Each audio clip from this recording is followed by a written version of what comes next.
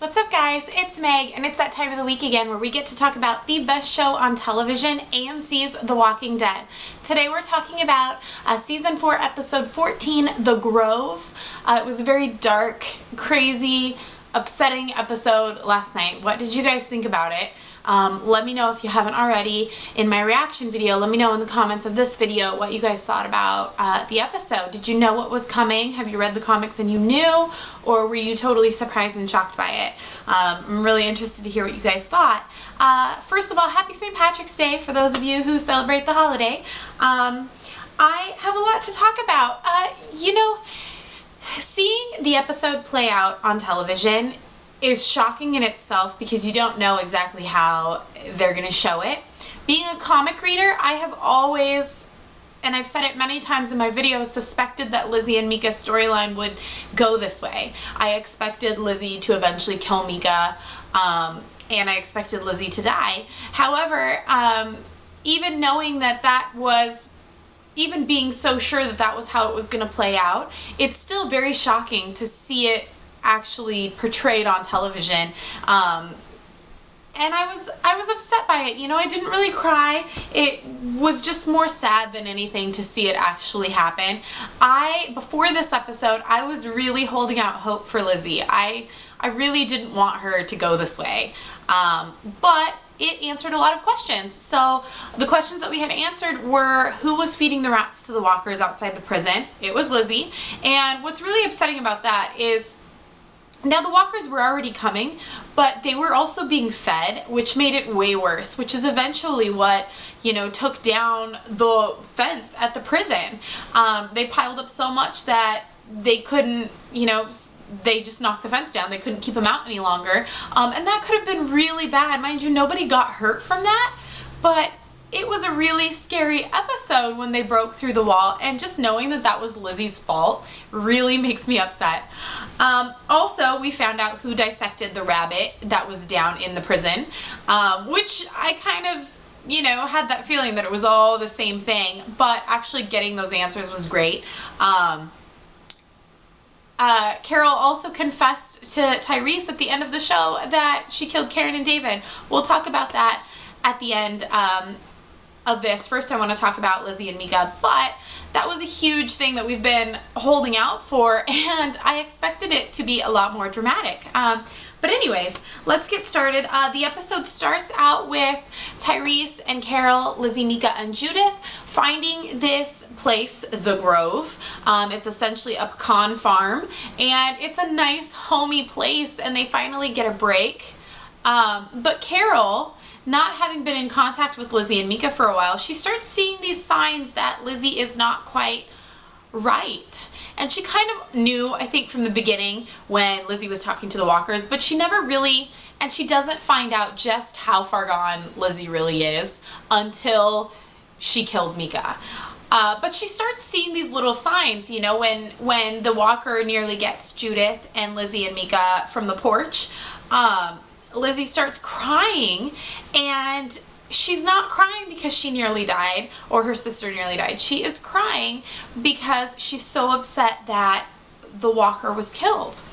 And that's really the first thing for me that I was like, yep, I'm right. Lizzie is crazy pants. She is not all there, and she doesn't see these walkers in the correct light. And when her sister, when she starts kind of panicking and Mika tells her, just look at the flowers, remember, just look at the flowers, count the flowers, that right there is a first clue for me that she had already had mental health problems before this walker apocalypse happened. You don't just come up with something like that on your own right then and there. That is something that apparently has worked in the past for Lizzie when she's freaking out, that calms her down. And that was a key sign to me that this zombie apocalypse it's not the reason Lizzie is crazy. It sure helped her along, but she already had something going on in her head. Unfortunately, her father died and wasn't able to, you know, probably kept it a secret from the people in the prison. That's not something that you want to go advertising that your daughter is potentially schizophrenic, or that was what I kind of thought. I don't know if you guys have ever seen those documentaries where the kids are little and they have schizophrenia and they try and, you know, they're very violent and their parents are scared of them, you know, and they have to keep their house clear of knives and stuff. I've seen documentaries on that. That's kind of where I was leaning towards for Lizzie. I don't know for sure. I don't know a lot about mental health problems, but that's kind of where my thoughts are leading. But back to the prison, you know, that's not something that you advertise. Yeah, my daughter's schizophrenic, or my daughter's, you know, got these mental health issues. He probably kept it to himself. It also probably was not as bad. But now Lizzie has been through so much that it's starting to get to her. You know, she was sheltered in Woodbury and she was sheltered at the prison, and now that she's thrown out into the wild and she actually sees people killing walkers, it affects her a lot more because she doesn't see them in the same light. So her father dies and he doesn't get to tell anyone, warn anyone that Lizzie's like this, and so nobody knows. And the whole episode, before the culmination of Lizzie killing Mika, I was so frustrated that now, when the walker, okay, I was so frustrated that they kept leaving the kids alone. So when Tyrese and Carol are out walking the farm, they many times leave the kids and Judith alone by themselves. And when Lizzie and Mika are feeding, well, when Lizzie is feeding the walker on the railroad tracks and the char-broiled walkers come out of the woods and start essentially chasing them, it's a big thing, you know. Mika nearly gets bit because she gets stuck in the barbed wire. They have to shoot all of these walkers that just stormed onto the farm. And then, like, immediately afterwards, Tyrese and Carol go and walk the farm and go get water or whatever the hell they're doing. And they leave Mika and Lizzie and Judith on a picnic blanket in the grass in the middle of the yard. Now, walkers just attacked. There is no big, tall wood fence, big, tall chain link fence protecting walkers from coming onto the farm. You just had like 5 or 6 walkers attack the farm, and you are going to walk away and leave 3 children who just clearly showed that they cannot defend themselves when the walker came out on the porch. And yeah, Mika tried to shoot it, she missed, and Lizzie holding Judith didn't try and do anything. Knowing that Lizzie doesn't want to kill walkers and that Mika can't aim very well, why the hell would you leave them by themselves with a baby?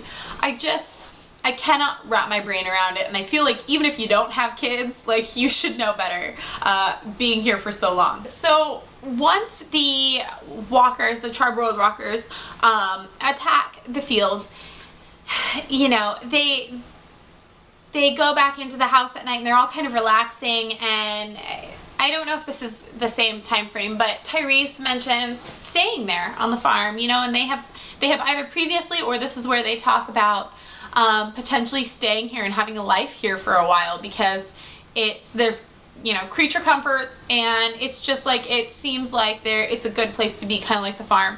It reminded me straight from the comics when Andrea and Dale go back to the farm, and they're at the farm right at that point, and they're kind of trying to make a home there with the boys. And this is exactly what it reminded me of. And I love that they twisted it around a little bit, that Tyrese and Carol don't actually have a relationship, but that they are friends and they trust each other, and that they're willing to make a life together there with these kids. It was great. And, you know, Lizzie is talking to Carol, and Lizzie says, I know what I have to do now. You know, I understand what I have to do now. And we think, well, I didn't really think, but Carol thinks, and those who don't know what's going to happen think, she knows that she's required to kill walkers now. She knows that they're dangerous. She knows what she has to do. She sees that now. In reality, when she looks over at Tyrese and her sister, Mika, she's actually thinking, I know what I have to do now. I have to kill Mika to prove that she can come back, and to prove to you guys that walkers are different. You'll see, once you see Mika become one, you'll see that they are not what you think they are. And, you know, Carol doesn't get it. She doesn't, unfortunately, she doesn't know about the dissected bunnies, and she doesn't know at this point that Lizzie has been feeding the mice to walkers and feeding the rats to walkers. She hasn't put all of this together yet, and yet she does know that something is off there. She also makes comments about Mika being weak, and, you know, she doesn't say weak, but not as strong as her sister, and Mika and Lizzie are like the polar opposites. Lizzie can't kill dead people, and Mika can't kill living people or living things. And she's just, Carol makes a comment that she's so good and so pure of heart. that she can't do any of these violent things that you're required to do in the apocalypse. You know, you are sometimes required to kill people to save your own self. And Mika is too good, you know, she can't do that. And then Lizzie, on the other hand, cannot even kill a walker. It's just so upsetting that it ended up playing out like this. But, so we know that Lizzie already had these mental health problems. The culmination comes when Tyrese and Carol go off on their own and leave the kids alone at the farm. They come back and they see Lizzie standing there with blood all over her hands, and Mika is behind her. They kind of filtered out the gory aspect of it, though, by shielding Lizzie's body and Mika's body, so you don't really see what happens. But you know that she's dead. Lizzie's hands are covered in blood, and Judith is there crawling right next to Mika. And Lizzie says, "Don't worry, she'll come back. I didn't hurt her brains." Straight from the comics, that line, I loved it so much. I was sad, but I loved hearing that line because it's just a huge shout out to the comic readers. And it was such a good moment in the comics, seeing that and being like, such the horror of reading that for the first time and being like, oh my gosh, he just like mutilated his brother and then he just doesn't get it at all. Don't worry, I didn't hurt her brains. Lizzie points the gun at Carol, saying, no, you can't kill her. She's going to come back. You'll see. I want to prove it to you. And it's just a very awful scene, you know. Tyrese is horrified. Carol's horrified. All they're thinking of is Judith right there. And Lizzie makes a comment like, oh, I was going to do her next or something. Not quite in those words, but, you know, I hadn't gotten to her yet. And it's just like, oh my gosh, they came back like in the nick of time at just the right moment, because Judith could have been dead too, and it could have been way worse than it already was. They lock Lizzie away in the house. Carol, unfortunately, has to always do the dirty work. Tyrese, he is such a good guy. I mean, really, by the end of this episode, you realize what a true good person he is. He reminds me of Beth, you know. He just has such a hard time dealing with the way things are now. And it's unfortunate, though, for Carol that she always has to be the strong one. She always has to make these decisions. And he, you know, she takes it upon herself to not only put Mika down, but put Lizzie down as well. And I just can't even imagine, you know, that's not a decision that's taken lightly. When you see Tyrese and Carol talking about it, Carol suggests she could go off on her own with Lizzie, that she can't be around people, and Tyrese suggests, you know, that he could go off with Judith, and, you know, or they could, you know, they're trying to come up with a solution, but they both know in their heart that Lizzie cannot be left alive. She can't be around people anymore, and they know what they have to do. And it is such a scary world to be in when you know that these are the decisions that you have to make now, whether or not to kill a child. And it's just, I can't even begin to describe it, you know. And I think it's probably a little bit easier because Lizzie is not their actual child, you know, and seeing just how far gone she really is in her head. But it's never easy to take a life. And Carol, I know a lot of people out there believe that Carol is just this cold-hearted person, that she can just kill Karen and David, and it's not, to me, it's not that. It's that she knows what to do and what needs to be done, and she is not that soft person she used to be. She can make those choices now because she has seen so much and she's been through so much, and she can make those hard decisions when other people can't, in order to save people that she loves. So she goes out and she has to, it's a really awful scene, she has to put Lizzie down, and Lizzie is begging for forgiveness for pointing a gun at Carol and not begging for forgiveness for killing Mika. So I think that just furthers Carol's feelings that it is the right thing to do, because she does not even feel any remorse for killing her sister at all. Nothing. All she feels sorry for is she's worried that she made Carol mad for pointing the gun at her.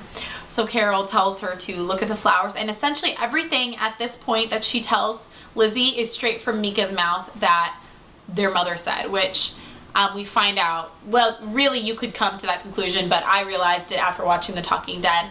But she says, everything happens for a reason. Everything that's meant to happen happens, something like that.